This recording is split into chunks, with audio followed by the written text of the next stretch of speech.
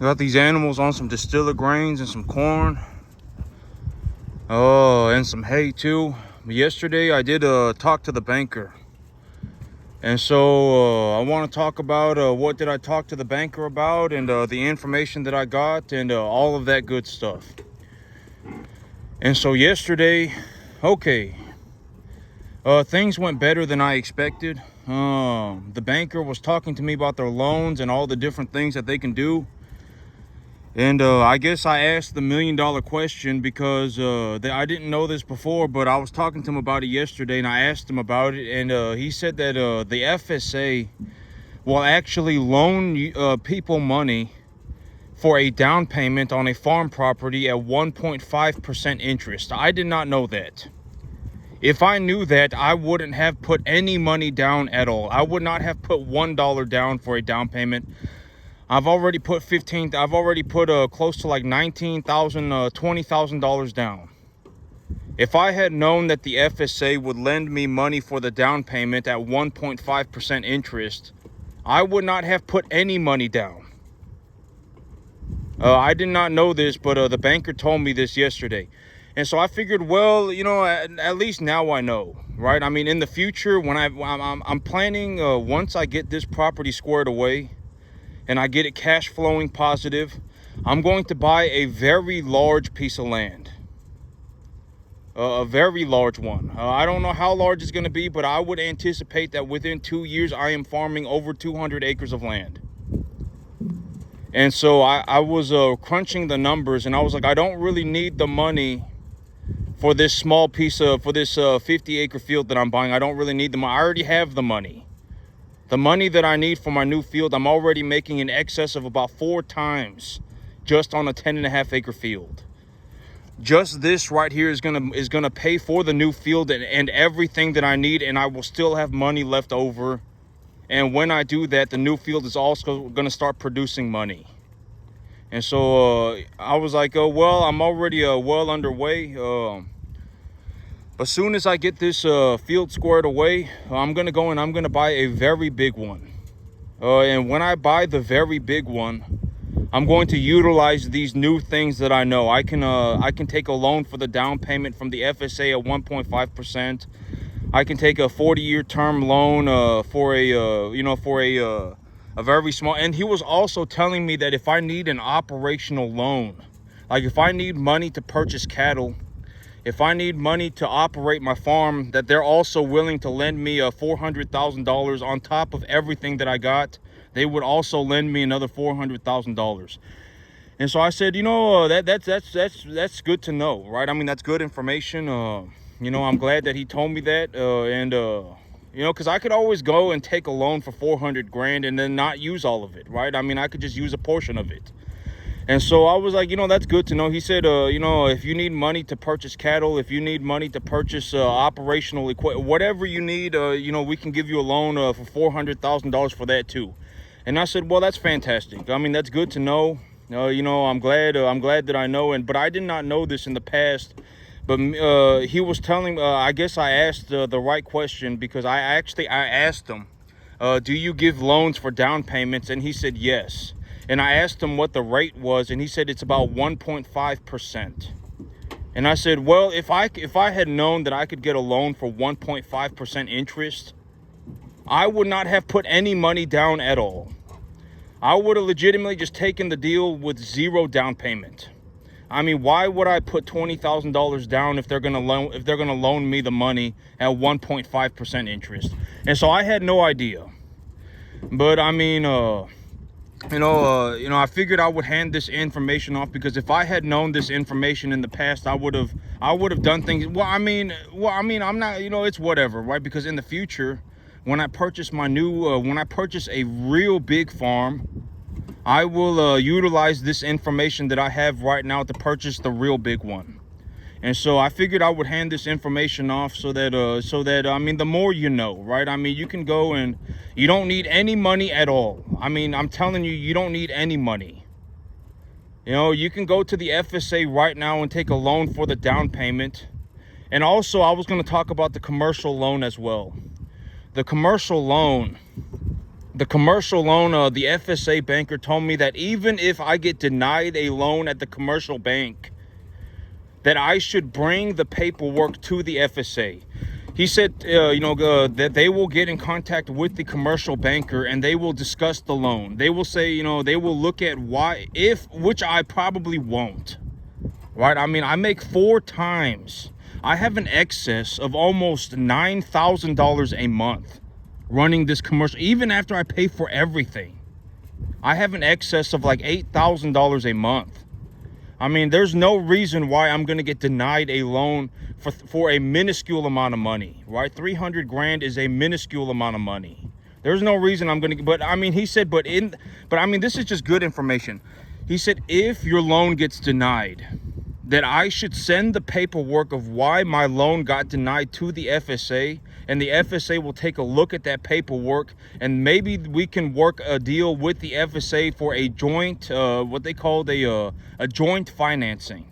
The FSA can offer programs to reduce my interest rate. They can offer programs to, give me a down payment. All of these things. The FSA can do all of these various things. And so he told me that even if your loan gets denied from the commercial banks, that I should send the paperwork from the commercial bank to the FSA. And so I was like, you know what? I'm just not okay. So here is my new deal. Because I was talking about I need a the proof of financing by the end of October. And I think my agent is kind of a doofus. And I don't whatever, right? I mean, and these people, I mean, they're just I get kind of a vibe from them that they're just kind of an idiot. And so I was like, you know what? Here is the new deal. I'm going to tell my agent this by the end of this month. I'm going to tell them, so you tell the other people that I'm not going to give them anything. I'm not going to give them anything. And if they want to keep the 20 grand, they can keep it. I don't care about 20 grand. I make 20 grand in 3 weeks. I don't care about 20 grand. So I'm going to offer them a new deal. I'm going to say, you either give me until the end of December to do everything that I need to do, or we can just call this deal quits. You can keep the 20 grand. I don't care about 20 grand. I'll make 20 grand in 3 weeks. I don't care about 20 grand. 20 grand is a worthless amount of money. So you can keep the 20 grand. I don't want the 20 grand. So that I'm going to tell them that this, I'm going to give them another deal. All right, you give me until the end of December. I don't give you anything. And if you want, you can keep the 20 grand. And I'm going to finance the down payment as well. I'm not going to put any money up for the option. I'm not going to put any money or any more money up for the option. I'm not going to put any more money up for the option, because they had me sign these. It's like, why would, when I specifically said I need until the end of December to get everything squared away, everything is going good, I just need until the end of December. Why would you have me assign a piece of paperwork saying that I'm going to have proof of financing by the end of October? Like, are you dumb? I mean, why would you do that? Right? So either you give me until the end of December, or you can just keep the 20 grand and I'm just going to go and purchase a real big ranch.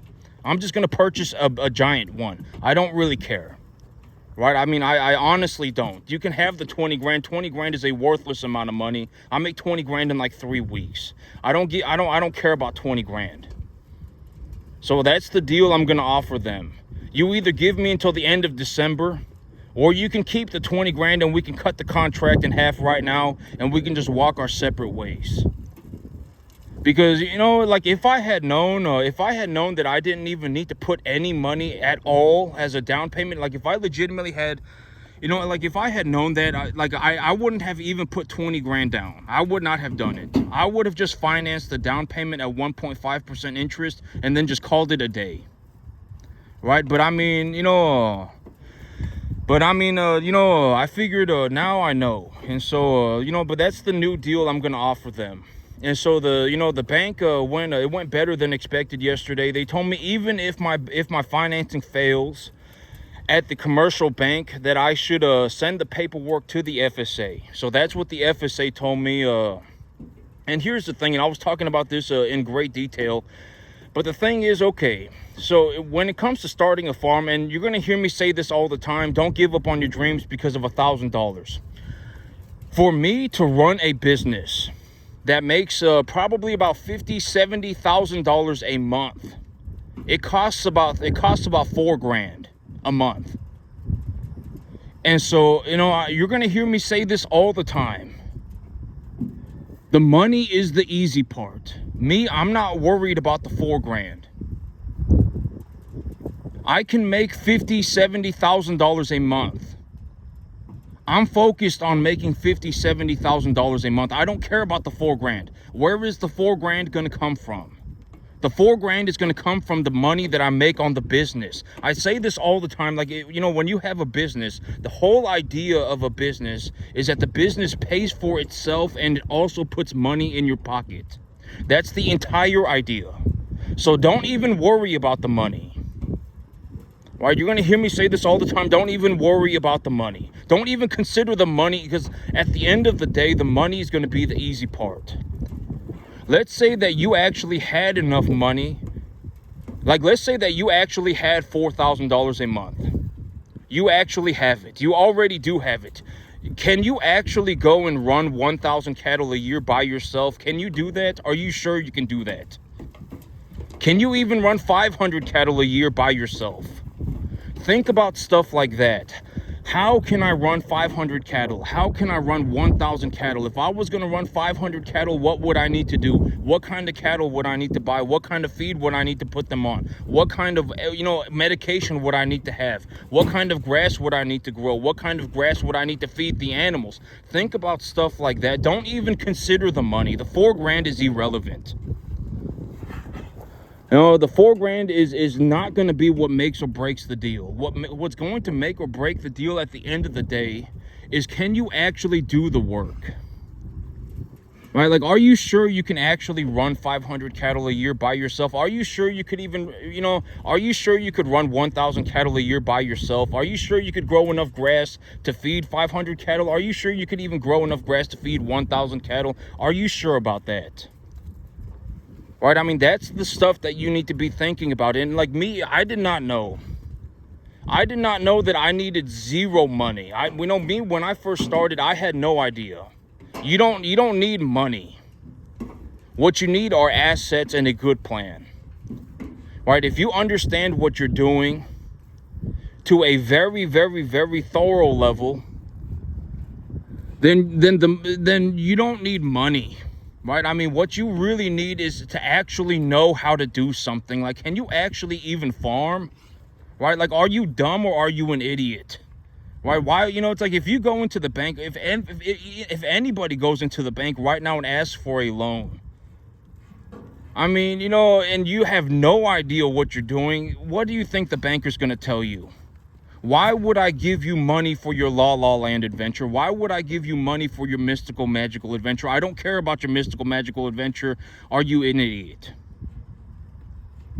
Right? I mean, but it's like, if you actually, it's like, if you go into the bank right now and you say, well, I make 4 times more money than I spend. My business makes about $15,000-$20,000 a month.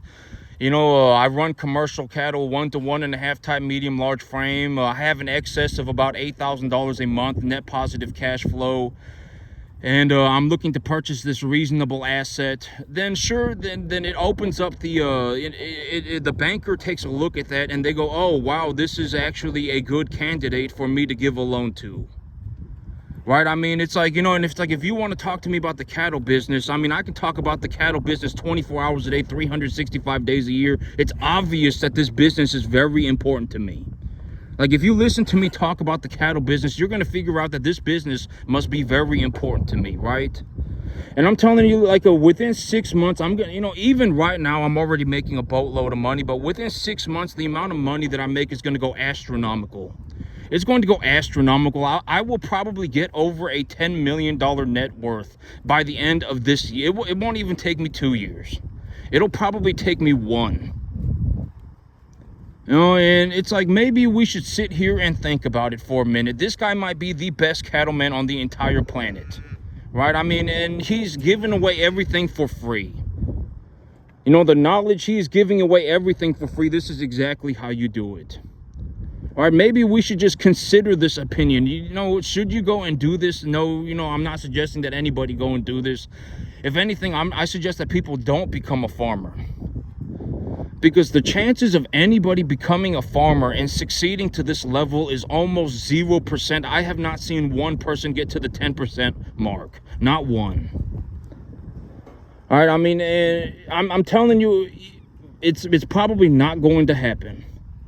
Like, when I take a look at what it took for me to make it to this point, I mean, it was almost impossible. It was almost impossible. I'm telling you, you're gonna have to work every single day for the next 15 years of your life. I mean, you can't quit no matter what. And I mean, I don't know how else to put it. I mean, you're gonna have to work every single day for the next 15 years of your life. And I don't know anybody that's even gotten to the 10% mark. I mean, me right now, I make such a, even right now, I make such an excess of money that I can do anything that I want. Anything. Even after I pay for everything, I have an excess of almost $80,000 to $100,000 a year cash. And it's like, I can do anything. And within 6 months, my income is going to go astronomical. And I've been giving away everything for free. I've given away all of the knowledge for free. Am I going to hold on to your hand and no, I'm not. Right? Don't ask me. Don't be an idiot. Why would I leave my farm to go and, attempt to save somebody that has zero? This is the best free help that you're going to get. Anybody's going to get. I give away everything that I do for free. This is exactly how I do it. This is the kind of cattle that I buy. This is how I grow my grass. This is how I do my real estate deals. This is how I do my financing. This is how I look at my business plan. This is how I source my cattle. I give away everything for free. Right? I mean, this is, what more, no, I'm not going to go and hold on to, I'm not going to be, I'm not going to sit there and hold on to people's hands, right? It's not possible. The chance of anybody getting to this point is almost 0%. Borderline zero. I guarantee it. I haven't seen one person even do 10%.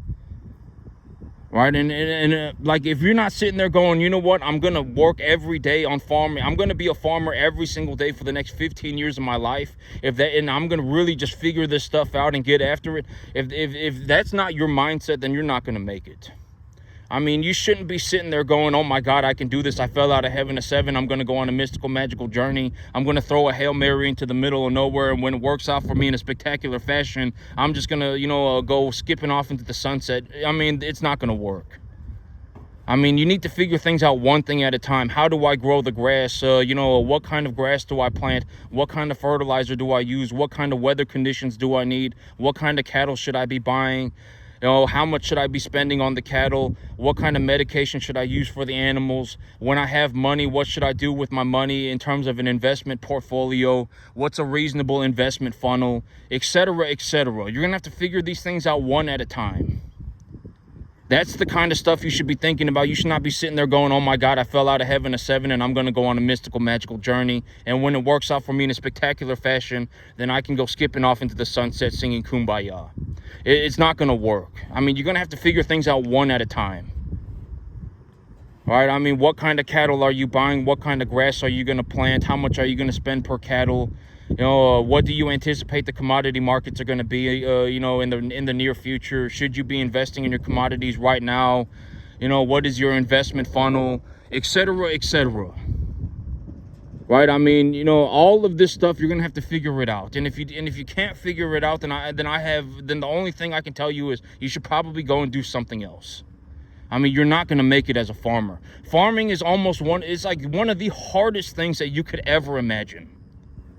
Like when I look at this and it's like, I legitimately may have become one of the best, if not the best farmer on the entire planet. It's almost a 0 probability. It was so difficult. I mean, I don't, I was working sometimes I was working 20 hours a day. I mean, I got COVID twice. I got salmonella poisoning. I got E. coli poisoning. I had a cold every week of the month. I mean, I was sleeping 4 hours a day. I mean, it was when I went into the doctor and they took my blood test, the doctor thought that I was having sleep apnea.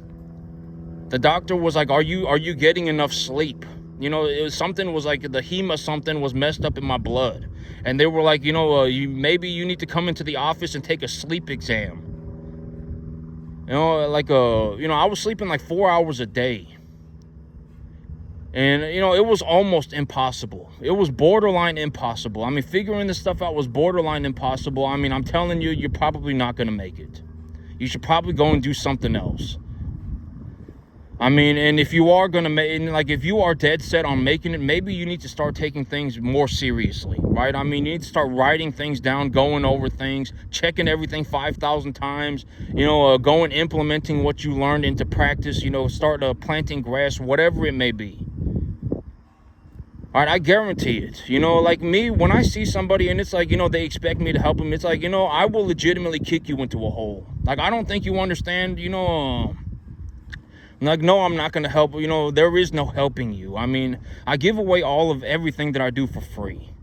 I've already given away the knowledge for free. This is exactly how I do it. This is exactly what I'm doing today. This is what I did. This is what I'm going to do next week. I give away everything for free. Right? I mean, I'm not going to go and, go on, I'm not going to go and help. There is no saving people, right? There is no saving people. I mean, the chances of anybody getting to this point are almost 0%. And if for whatever reason, if you're watching this video and you've just magically convinced yourself that you can be a farmer, I mean, have fun with your Disneyland adventure. What if, I've already said that you should not be sitting there thinking that you can become a farmer. What should you be thinking about? What kind of grass should you plant? What kind of fertilizer should you use? What kind of farming implements could you use? You should be thinking about other things. There's no reason to sit there and go, oh my God, I fell out of heaven at 7 and I'm going to go on a mystical, magical journey. It's not going to happen. Farming is almost impossible. I'm telling you, it is the most difficult, like one of the most difficult things you could ever imagine doing. I guarantee it. And if for whatever reason you think farming is going to be easy, congratulations, you're an idiot. You would have done the world a favor if you had just thrown yourself into a hole with all of your opinions and not said a single thing. Farming is almost impossible. Me, I don't even know anybody that even does 10% of what I do. Not even 10%. And so, I mean, maybe we should consider that. Here is a guy who might legitimately make 100 times more money than the average person. Maybe we should consider that. I could be in a room with 99 other people and make more money than all of them combined. Maybe we should consider that. He's giving away all of this knowledge for free. Maybe we should think about it like that. Here is how he made a boatload of money. Maybe we should just think about that for a minute. Maybe it's something useful to know. Right? I mean, maybe. Just consider it that way. Right? I mean, because I've already said, chances are if you're poor, you're not ever going to get better from that. If you're broke, you can fix that in 6 months. Like me, in all honesty, if I lost everything tomorrow, within 6 months, I would probably be ripping people's faces off. I mean, I would be making such a drastic amount of money that, with what I know, it's just, it would be a different realm. Like, if I legitimately lost everything tomorrow, I would be a multi-million. Well, I'm already a multi, but I would be like a multi-millionaire within 6 months. Because it's like, I already know I don't need any money. I just take my deal to the bank. They will finance the down payment for me. Right? They will finance my property for me. I already know that now. I don't need any money at all. Right? But if I can run the cattle, then the money becomes negligible. Because why? It costs me like $4,000 a month to make like 65 grand. I don't care about the 4 grand. If I can make $65,000, I don't care about no $4,000. If it costs me $4,000 to make $65,000, I will just take the $4,000 out of the $65,000 that I make. It's negligible money. Right? The money is now irrelevant. Think about it that way. And I talk about it in this sense too. What does this cost me, right? I've already answered this question, but what does this cost me? It costs me nothing. This makes me money. I make almost in excess of like $80,000 to $100,000 cash a year on a 10.5 acre field running commercial cattle. That's almost, I have not seen anyone even do 10%. I haven't even seen anybody. And if I include the equity value of my herd, I'm bored. And if I actually ran my farm in a way that would maximize profits, I make close to like $200,000 to $250,000 a year on a 10.5 acre field. I don't know anybody that's even doing 20,000, even doing 25,000. I don't know anybody that's even doing 10%. Right? And maybe we should consider that. This guy managed to make a boatload of money doing some of the hardest work that was ever known to humanity. This might be farming is like one of the hardest things you could ever imagine doing. And this guy managed to do it to such a degree that he made a boatload of money. Right? Maybe we should consider that. This is exactly how he did it. Right? Even right now, I already have enough money that I can do anything that I want. Short of drugs, or alcohol, or gambling, or being an idiot. Right? I can effectively do anything that I want. Even after I pay for everything, I still have like $9,000 a month left over. Cash. I can do whatever I want. And I managed to do it by farming cattle on a 10.5 acre field. That is unheard of. Right? And so maybe we should just consider the perspective for what it is. Right? This was, when I talk about things like the commodity markets, why do I not calculate feed as an expense as of right now? Because feed costs are so cheap that I'm actually making money on the feed, a substantial amount of money on the feed. When do I anticipate that market dynamic is going to change? If the feeder cattle market drops to about 220, 200, and the price of corn goes up to about 480, that is when the dynamic will change. That is when I would essentially start considering feed costs as an expense. But right now, I don't consider feed costs as an expense. Why? Because I am making a substantial positive return on the feed. Feed costs are so low that I'm actually making money on the feed, substantially making money on the feed. Right? When I talk about these things, maybe, it's a good idea to write these things down and to just consider them for yourself. When would I consider feed costs to be an expense? When the feeder cattle market drops in maybe 20%. When the feeder cattle, it's already dropped 10%. If the feeder cattle market drops another 10%, and the price of corn goes up to 480, at that moment, I believe around that time period, around those estimates, the commodity market dynamics will change. And feed will no longer be an extremely profitable asset. And it's only a matter of time, right? I've said it's a matter of time. It is not a matter of if, it is a matter of when. All it's going to take is one drought. If there is one just kind of even substantial drought, corn prices are going to go up. Right? Corn prices, when corn was at like 380 or something like that, I was actually saying that I actually think that corn is so low right now, that the price of corn is so low that I actually don't see it going any lower, substantially lower, for at least 10 years. Right? And right now the price of corn is at like 400. Right? And so, if the price of corn goes up to about 480, and if the feeder cattle market drops another 10%, that is when I believe the dynamics will change. The commodity market dynamics will change. Right? And maybe, it's like maybe we should start writing this stuff down, or maybe we should actually start considering this information as important. Right? I'm telling you, it's a matter of when. It is not a matter of if. right? And I can, and that's also why I'm not suggesting anybody get into the cattle feeding business. The cattle feeding business has been essentially been cornered by big corporations, people who run like 100,000 cattle at a time. They got like 10 PhDs walking around everywhere. They got 100 employees, and that's the kind of business that runs feed yard businesses. And if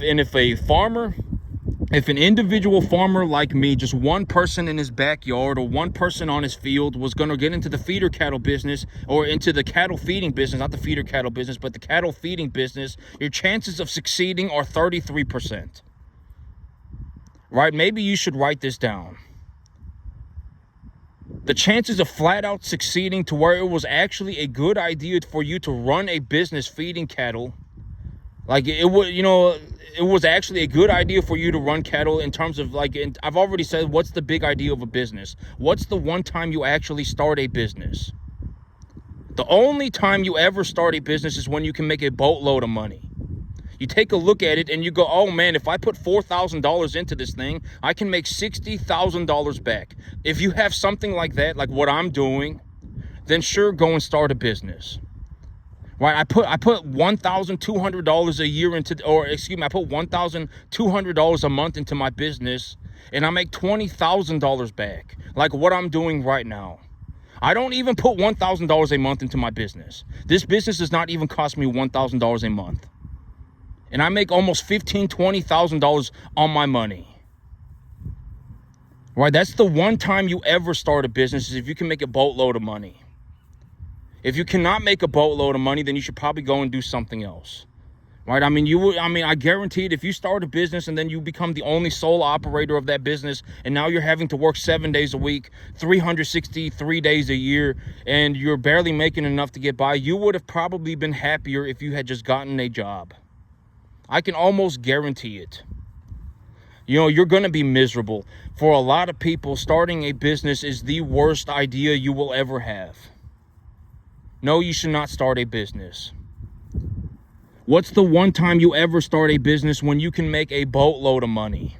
That's the only time. Should you be going on a mystical, magical adventure? No, you should not. Why should you be going on a Disneyland trip? No, you should not. Nobody cares about your La La Land adventure.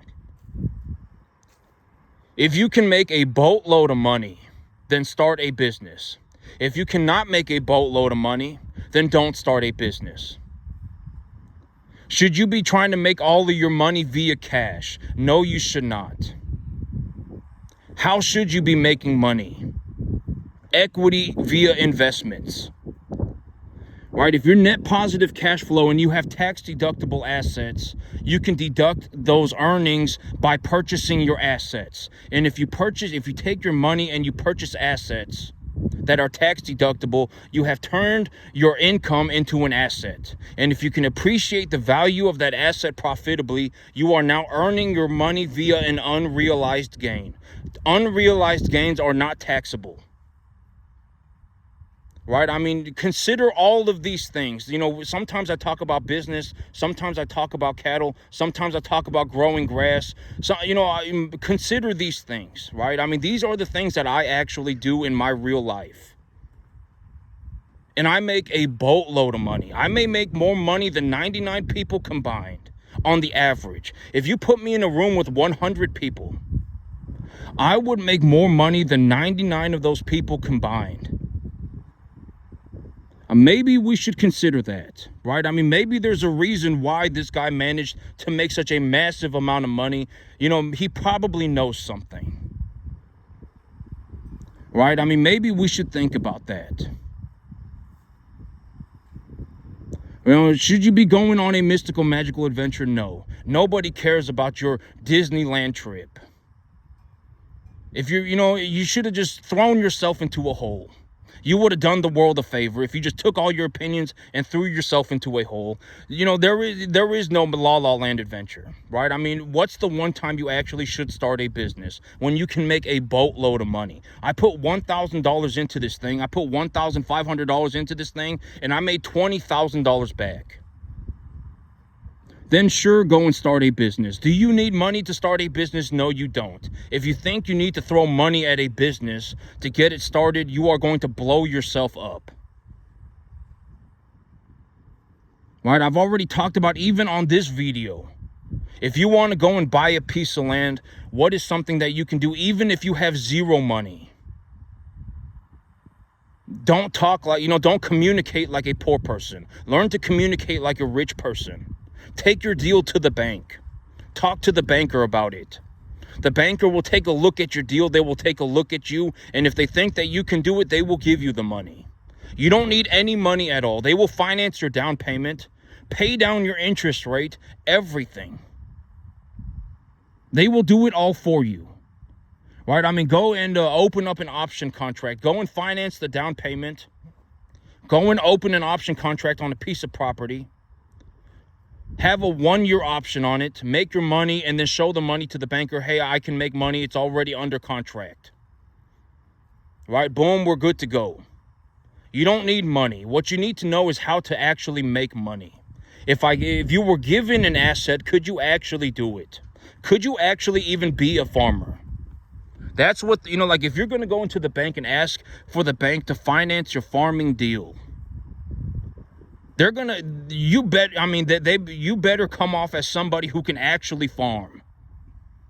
Right? I mean, because it's like you're asking the bank for money, and in return, you're going to farm the property and pay them back. You better be able to farm. Do you even have an LLC? Do you even have a business? Do you even have any experience at all? Like if I spoke to you about running cattle, what are you going to say? What kind of cattle do you buy? What do you feed them? What kind of medication do you use? Etc., etc. Right? I mean, don't sit there and go, oh my God. This is also what I mean by don't communicate like a poor person. If you speak, I guarantee it, and this sounds horrible, but do you want to be sitting there talking about your mystical, magical adventure? No, you don't. Do you want to sit there and go, I fell out of heaven at 7? No, you don't. If you go into the bank and you say, I'm going to go on a mystical, magical adventure with my buddy, pals, and it's going to work out for me in a spectacular fashion, and when it does, I'm going to launch a Hail Mary into the middle of nowhere, and, then it's going to work out for me, and I can go skipping off into the sunset, singing Kumbaya. The bank is going to kick you out of the bank. They won't give you anything. All right? So what do you talk about? The accumulation of assets. Like if I went into the bank, what would I talk about? I have purchased these assets at this price because I appraised them via the stock market, the commodity markets, and I appraised them at this value, and they have been appreciating in value by this amount. Something like that. You can talk about that. When I do this, I managed to make so much money that I almost make 400% of what I spend on a monthly basis. I have an excess cash flow of about $8,000 a month, even after I pay for everything. Something like that is what you can talk about. And if we're not going to talk about cattle, but we're going to talk about real estate, let's say that, you've actually come to your senses and you've realized that you cannot be a cattleman tomorrow. You can't do it. You can't even do it in 5 years. You've actually realized what's happening, and you've actually sat there and thought about it. If you want to be a cattleman to this level, you are going to have to work every single day for the next 15 years of your life, and it's going to be like the most difficult work you can ever imagine. And you've realized this. And you say, well, there are other things that you can do to make money. What's something else you can do to make money? Purchase a business that has zero real estate for 1.25 times EBITDA. A lot of these businesses, if they don't have any real estate, they sell for 1.25 times EBITDA. You take a 5-year loan on it, you purchase the thing, and you're already net positive probably $6,000 or $7,000 a month. You get a couple of cool tax write-offs. The business allows you to write off a big truck. Congratulations, you can go and buy yourself a big truck. You can write it off on your taxes. You pretty much don't pay any taxes for the next 5 years because you can also probably write off the interest on your loan, as a tax deduction. So a majority of your income is already, you don't have to pay taxes for like the next 5 years. What's another investment that you can make? Rental property. Why do I always suggest rental property? Because it's very easy to see how much money goes in and out and how much it's going to cost you. And it's very easy to talk to a banker about it. I want to buy this property. It's going to cost this much and it makes this much money. Talk to the banker about it. Tell them your asset is already making money. I always say that the big thing that when you go and talk to the banker, the thing that you have to tell the banker is that you are already making the money. I am already making this much money. The asset is already producing this much money. Then you offer a deal. You don't ever ask for something. You never, ever, ever ask for something. You don't ever ask for something. Ever. You always offer a deal. I want this, this property already makes this much money. This asset already makes this much money. I am looking for financing to finance this deal. And when you go and find a deal, what is the number one rule? It needs to be cash flow positive. It needs to be making money already. And when you take a look at it, you can either work on lowering the listing price. There are always only two sides to every contract. There is the price and then there is the terms for that price. You can negotiate one or the other. You either give me a better price or I get better terms. And you make the contract in a way that makes it cash flow positive. It should be making you money. The first day that you own the asset, you should start making money on it. You put $4,000 into it, you get $5,000 back. If things go horribly wrong, you put $4,000 into it and you get $2,500 back. You're negative $1,500. The $1,000 is negligible. Right? I mean, go and make sure you check everything 5,000 times. Why? Why do you check everything 5,000 times? Because the average person is an idiot. They will cheat, that people will steal, people will scheme, people will do anything that they can. People will sell their souls for $10. That's why you go and check everything 5,000 times when it comes to doing a business deal. All right, check everything 5,000 times. Make sure that the money is there. Make sure that the asset is not like going underwater, right? Like if your asset is severely damaged, you should not be purchasing a severely damaged asset. Even if it is for a good price, you should not be purchasing a severely damaged asset. It is better to pay more money for a decent asset. Why? Because at the end of the day, it's not going to matter anyway. The asset pays for itself. Right? I mean, it doesn't matter what the price is. Right? I mean, if the asset pays for itself, what does it matter? And it needs to be net positive. Right? And then congratulations, you put $4,000 into it, you got $5,000 back. You're making almost a 20% return on your money every month. If things go horribly wrong, then you lose $1,500 a month. The $1,500 a month is negligible money. It does not matter. The $1,000 a month is worthless money. It does not matter. And if you do this over a long term, even with maybe potentially interest rates going down, you get a 10% deduction off the appraisal value.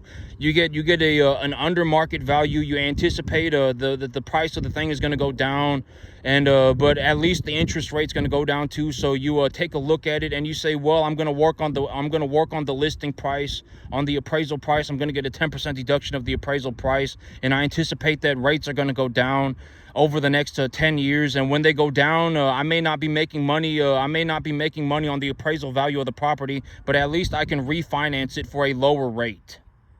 Right? I mean, you can find some other way to make money. Right? And if you do this over a long term, you essentially just begin to have so much money that you can do whatever you want. Once you hit about $10,000, $15,000, about $8,000, $9,000 a month, you can, granted that you don't act like an idiot, you can do anything that you want. Anything. Because it's like you make $8,000 a month, you take half of your income, you invest it, you get let's say you get your money back. Let's just say over the long average, you get your money back. Well, congratulations, you took half of your money, you invested it, and now you got your money back. You're still at $8,000 a month, but now you also have an asset that is equitable. Right? And you do this over a long period of time, and it's like you start to just generate so much money that you can do whatever you want. That's how I made my money. investing in tax deductible assets that I know how to knowledgeably appreciate. That's how I made my money. And I already make so much money running these cattle that I can do whatever I want. Within the next 6 months, I will be making such a ballistic amount of money. Mark my words. It is October 1st. See what my finances look like by April 1st. I mean, my income is going to skyrocket. It's already high. My income is already extremely high. I'm already net positive almost $8,000 a month cash. And I'm generating equity in my herd as well. I mean, my income is already sky high. And it's gonna go way higher. I mean, and I've already made my peace with it. I've already made my peace with it. I thought about it, and I was like, I've already talked about all these things. If I really wanted to come back and just do this forever, then I could. And I don't do a dishonest work, right? I do honest work, and I'm okay with it. It's not like I sold my soul. And that's it for me today, YouTube. Y'all have a good one.